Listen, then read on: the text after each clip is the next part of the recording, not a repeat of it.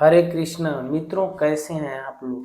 आज का प्रश्न है अमर फल क्या है। मित्रों, आज हम इसी विषय में बात करेंगे कि अमर फल क्या है। मित्रों, आपने राजा भर्तृहरि का नाम सुना होगा। राजा भर्तृहरि बहुत ही प्रतापी राजा थे और जो है धर्मात्मा राजा थे।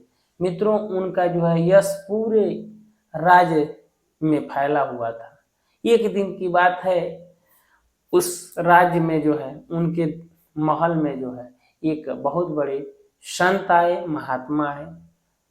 महात्मा का जो है राजा भर्तृहरि ने स्वागत किया, जो है उनका आतिथ्य स्वीकार किया और जो है उनको आसन पे बैठाया, खिलाया पिलाया। और जब सुबह हुआ, जब विदा महात्मा जी कहे अब मुझे विदा करिए, जाने लगे, तो महात्मा जी ने राजा भर्तृहरि के कार्य को देखकर, सेवा को देखकर प्रसन्न हुए और एक जो है अमर फल दिया। साधु ने कहा, राजन, यह अमर फल है, ये कोई साधारण फल नहीं है, ये अमर फल है। इसको खा लेंगे तो आप जो है अमर हो जाएंगे। मित्रों, जब वह महात्मा चले गए तो वह फल लेकर राजा भर्तृहरि ने विचार किया कि मैं इस फल को क्यों खाऊंगा। मैं जो है चाहता हूं कि हमारी पत्नी हमेशा जवान रहे।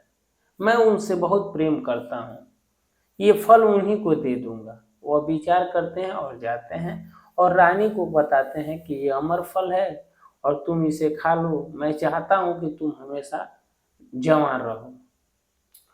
जब वह देकर चले आए तो वह रानी जो है, उसका भी चक्कर जो है एक घोड़ा का रखवारी करने वाला था, शूद्र, उससे रानी का चक्कर था। वो उस रानी जो है शूद्र से ज्यादा प्रेम करती थी। उन्होंने सोचा कि मैं क्या करूंगी, मैं चाहती हूँ कि वो जो मेरा प्रेमी है वो हमेशा जो है जवान रहे, हमेशा अच्छा लगे। मैं ये फल उसको दे देती हूँ। वह जो है फल लेकर रानी उस शूद्र को दे दिया। चली आई। शूद्र ने विचार किया कि अरे ये मैं फल क्या करूंगा खाकर। उस शूद्र का भी चक्कर एक वेश्या से था। वह सोचा ये वेश्या खाएगी तो जो है हमेशा जवान रहेगी और हम जो है हमें अच्छा लगेगा, उससे आनंद मिलेगा। वो ले जाकर उस वेश्या को दे दिया। जब चला है तो वेश्या ने विचार किया कि मैं कितनी नीच हूँ, कितनी पापी हूँ, मैं हमेशा जो है जवान रह के क्या करूंगी। उसने जो है विचार किया कि क्यों नहीं इस फल को मैं राजा को दे देती हूँ, और राजा जो है इस फल को खाएंगे तो नगर की रक्षा करेंगे। धर्मात्मा राजा हैं, वह जो है हमेशा जो है शत्रुओं से हमारी रक्षा करेंगे। मित्रों, वह अमर फल लेकर उस राज दरबार में पहुंचे और जाकर कहे, महाराज, यह अमर फल है और इस फल को जो है आप खाएंगे तो अमर हो जाएंगे। राजा ने उस फल को पहचान लिया कि भाई ये तो फल हमने रानी को दिया था। जो वह वेश्या ने उस फल का दाम मांगा, जो धन मांगा, राजा ने दे दिया और पूरी कहानी को जान गए। जब पूरी कहानी को जानने के बाद राजा को संसार से बैराग हुआ। राजा भर्तृहरि उस नगर को छोड़कर चले गए, अपने पुत्र को वहां राजा बनाकर उस नगर को छोड़कर जंगल में चले गए।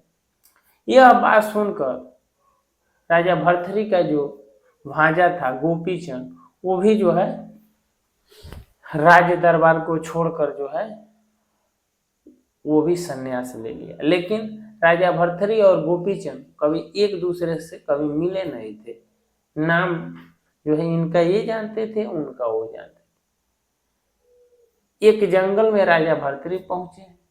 शाम का समय था, जो है वहां विश्राम किए। एक खूंटी उस पेड़ में था, उसमें जो है ये अपना झोला टांग दी और वहां से जब सुबह हुआ तो निकल गए भ्रमण पे। पूजा पाठ करना था, स्नान दान करना था, भोजन की भी व्यवस्था करना था। जब वो चले गए तो उसी वृक्ष के नीचे गोपीचंद भी आकर विश्राम करने लगे। शाम के समय जब फिर राजा भर्तृहरि आए तो उन्होंने कहा कि आप यहाँ क्यों बैठे हैं, ये वृक्ष के नीचे मैं सोता हूँ।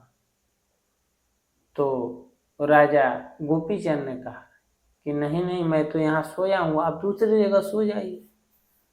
भर्तृहरि ने कहा नहीं, मेरा ऊपर झोला है, आप यहाँ से हटिए, मैं रात में भी सोया था।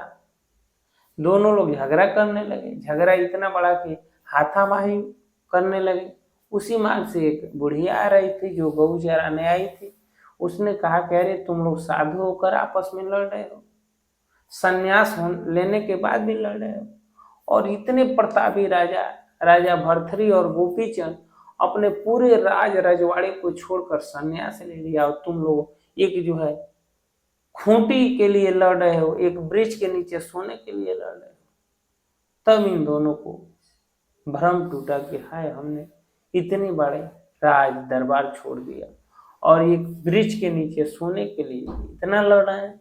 तो मित्रों, आपने देखा, आपने सुना कि अमर फल क्या था, और अमर फल किसी ने नहीं खाया। इस संसार में ना कोई किसी को प्रेम करता है, केवल स्वार्थ छिपा हुआ है। मित्रों, उम्मीद करता हूँ ये वीडियो अच्छा लगा होगा तो लाइक एवं कमेंट जरूर करिएगा ताकि मैं दूसरा वीडियो बना सकूं। मित्रों, आप सभी को बहुत बहुत धन्यवाद। हरे कृष्णा, राधे राधे, राम राम जी, नमस्कार, प्रणाम।